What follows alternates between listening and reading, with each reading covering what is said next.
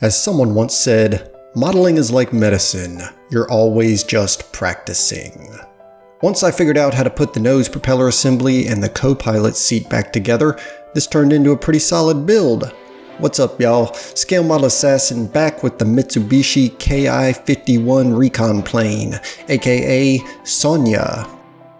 The kit was great, came with a small amount of photo etch, rivets on the plastic, and a surprising amount of detail for 70-second scale. Depending on your feelings about antenna rigging thread, this could be considered an out-of-the-box build. Throughout most of this build, it was my experimental paint mule for watercolor pencils. After I had them sitting beneath my bench for a year, I decided it was time to just wing it and go all in. I painted the parts with a base color, applied the oil wash, which is a dark brown, then picked out highlights with my pencils after I had sprayed a matte coat.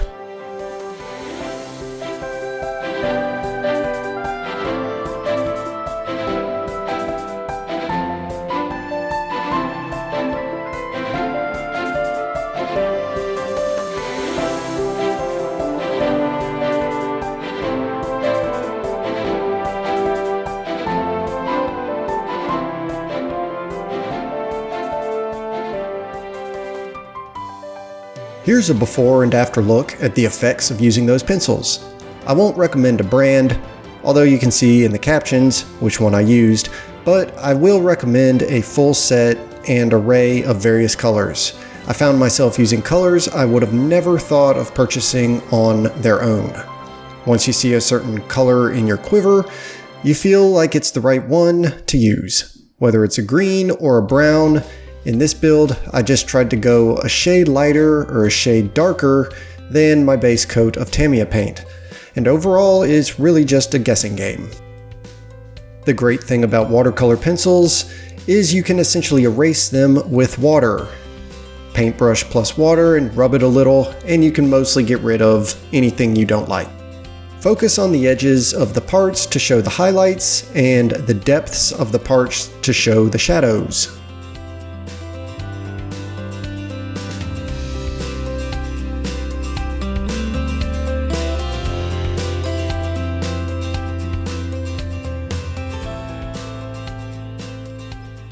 I skipped filming the puttying and sanding portion. It's a painful process to execute, and even more painful to watch. If you hadn't tuned out of my video yet, that would do it. So this is me rescribing the panel line and re-riveting the rivets after puttying and sanding. I 100% recommend a piece of tape to scribe your lines straight, even for riveting, which I just raw dogged it on the fuselage, but for the engine cowl, I felt it was necessary to tape off as a guide. After priming with Mr. Surfacer, imperfections are revealed. This is not my favorite time to make structural corrections, but it's necessary to sand a few areas on this kit. One way to weather a propeller is to use incompatible paints on top of each other. I started with AK Extreme Metal, applied chipping fluid, then Tamiya's Sky Gray, and once I'd chipped it, I sprayed All-Clad. This process might sound professional, but it was experimental. The All-Clad lacquer ate away more paint than I chipped off, but who cares, because I was going for a weathered look anyway. I finished it off with a light final coat of AK Extreme, probably thinned it down a little bit with mineral spirits. In a couple minutes, you'll see me chip the markings. Most of my pre-shading was lost along the way, but I did a good job of making it look important before I covered it up later on. Remember, if you don't like how your pre-shading turned out, you can get rid of it with your main coat. Then try again with post-shading, or weathering, both of which I practice later on. These planes have fabric control surfaces, which is why I paint the ailerons and rudders a lighter color. They have ribs, which you can simulate with highlights and lowlights by masking a pattern. I went overboard with the darkness and dulled them down afterwards. The hinomarus, or red circles as they appear, are one of the easiest upgrades to make. Buy a circle cutter, measure the radius off the decals, Then cut a mask from your tape. I use a toothpick to press the tape into the panel lines so there is no bleeding, then hit a coat of white with a little pre-shading on the panel lines before spraying my red. Tamiya red mixed with a tiny bit of whole red gives a good color match for the Japanese red hinomarus. And just like the real plane, I've got some paint chipping going on. No idea what went wrong, but I know how to fix it. Lightly sand the spot, spray some primer, and then repeat once dry. You've got to sand off the ridges from the different paint layers. Took me at least 5 sessions to build up a smooth layer that I could finally paint on and redo my surface finish. I used heavily thinned black and brown shades for the dirt and exhaust stains. I laid the lighter color, brown, down first before going over it with the darker color, rubber black. This works because everything is very thin, maybe 10% paint and 90% thinner. I sprayed a coat of all-clad aqua gloss, which is water-based, and then used a custom dark brown oil mix wash.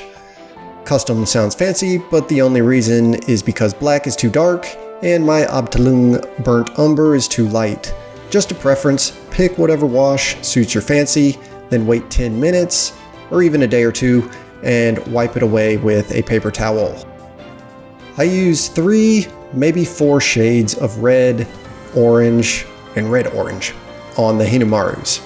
With watercolor pencils, you can fade them with a dry brush or a damp brush and completely erase them with a wet brush and then start over. I'm focusing on the rivet lines and the panel lines with my weathering. These are inconsistent surfaces on the wing where you would see more chipping and repainting.